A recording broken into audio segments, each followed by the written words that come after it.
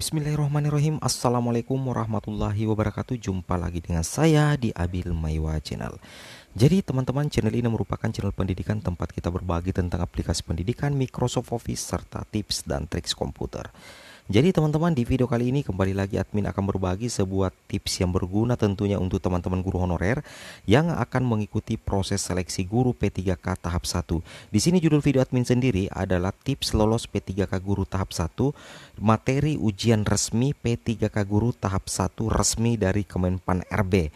Nonton sekarang karena tentunya banyak yang belum ketahui. Nah, di sini admin akan membagikan semacam materi ujian resmi teman-teman ya, materi ujian resmi atau prediksi kisi-kisi resmi yang akan keluar di tes P3K tahun 2021 itu resmi dari Kemenpan RB. Jika resmi dari Kemenpan RB berarti tentunya itu yang akan menjadi patokan teman-teman untuk mendapatkan soal. Jadi sekarang saatnya teman-teman untuk menguasai semua materi ujian resmi yang datangnya dari Kemenpan RB seperti itu ya.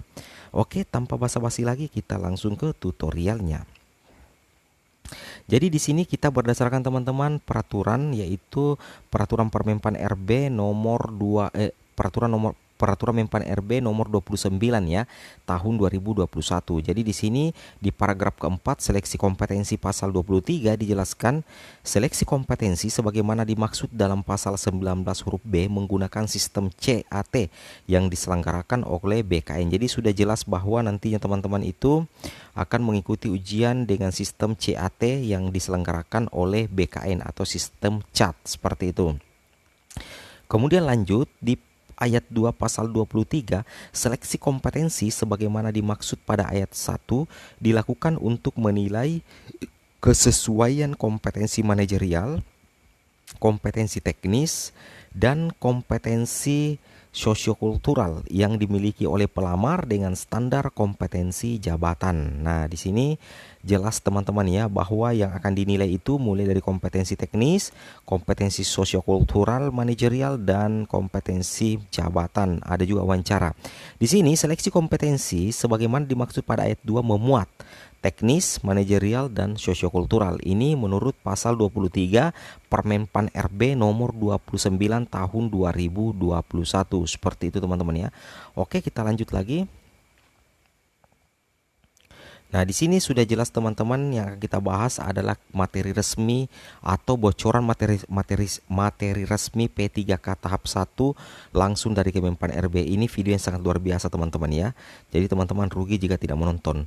Di sini jelas bahwa materi kompetensi teknis sebagaimana pada ayat 3 huruf A bertujuan untuk menilai penguasaan pengetahuan, keterampilan, dan sikap, strap, perilaku yang dapat diamati, diukur, dan dikembangkan yang secara spesifik berkaitan dengan bidang jabatan. Jadi secara otomatis ini sudah sangat jelas dijelaskan di Permenpan RB ini bahwa untuk materi kompetensi teknis itu teman-teman harus pelajari yang berkaitan dengan sikap, perilaku yang dapat diamati, dapat diukur, dan dikembangkan yang spesifik berkaitan dengan bidang teknis jabatan. Jadi itu materi resminya nanti untuk kompetensi teknis.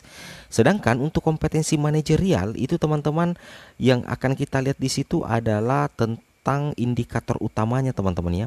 Untuk materi kompetensi manajerial silakan teman-teman pelajari indikator utama untuk integritas, kerjasama, komunikasi, orientasi pada hasil, pelayanan publik, pengembangan diri dan orang lain, mengelola perubahan, dan pengambilan keputusan. Di situ teman-teman bisa mencari contoh-contoh soal manajerial yang berkaitan dengan indikator-indikator yang sudah admin baca tadi. Berarti setiap tipe soal kompetensi manajerial itu tentunya berbeda arah dan berbeda jenis soalnya, karena indikator dari materi kompetensi manajerial itu sudah banyak juga teman-teman ya, mulai dari integritas sampai pengambilan keputusan. Dan ini jelas adalah merupakan materi resmi yang diinfokan Kemenpan RB melalui Permenpan RB nomor 29 tahun 2021.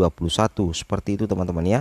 Jadi teman-teman silakan cari materinya kompetensi manajerial yang berkaitan dengan integritas, berkaitan dengan kerjasama, komunikasi, orientasi pada hasil, pelayanan publik, kemudian pengembangan diri dan orang lain, mengelola perubahan, dan pengambilan keputusan. Jika teman-teman sudah mengetahui contoh soal dari setiap indikator materi kompetensi manajerial, ini teman-teman ini sangat berpeluang untuk lolos passing rate teman-teman ya, karena soal dari kompetensi manajerial itu pasti berkaitan dengan indikator utama.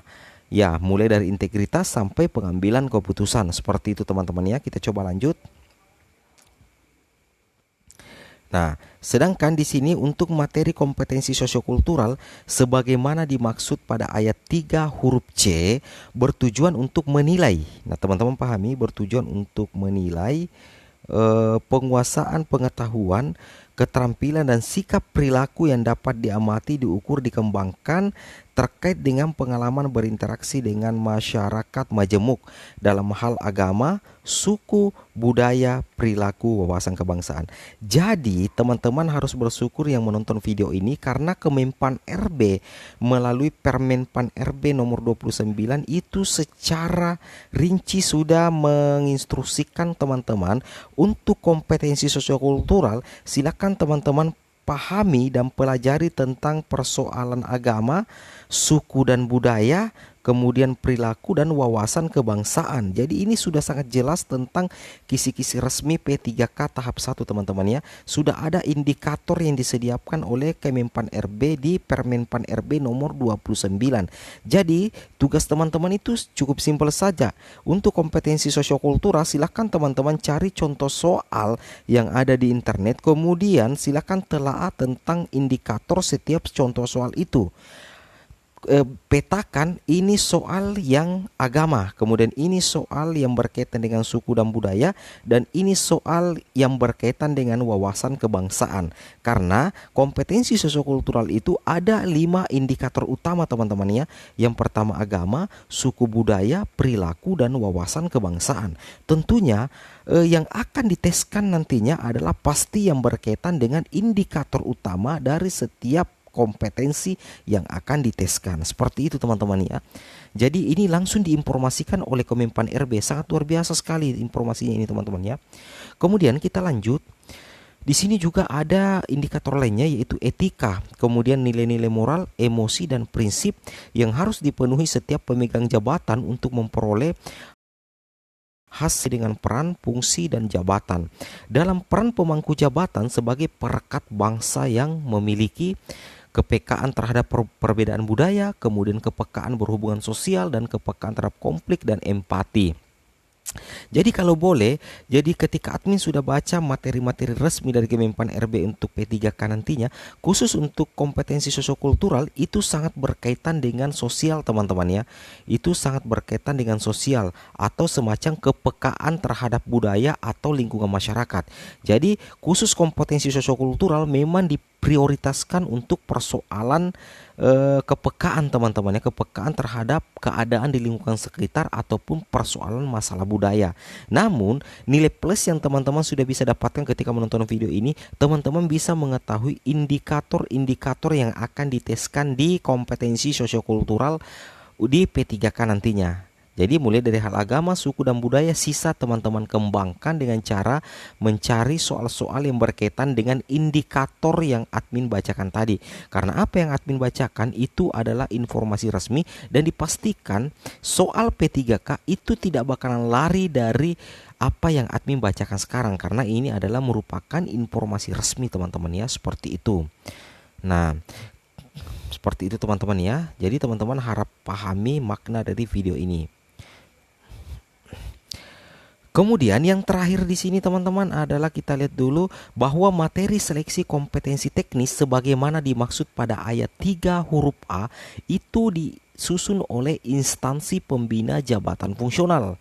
Nah, seperti itu. Kemudian poin penting lainnya teman-teman adalah materi seleksi kompetensi manajerial dan sosiokultural sebagaimana dimaksud pada ayat 3 huruf B dan C disusun oleh tim penyusun naskah seleksi di bawah koordinasi Panselnas. Jadi Panselnas lah yang menjadi panitia utama rekrutmen CPNS dan P3K tahun 2021. Seperti itu teman-teman ya. Kita lanjut lagi.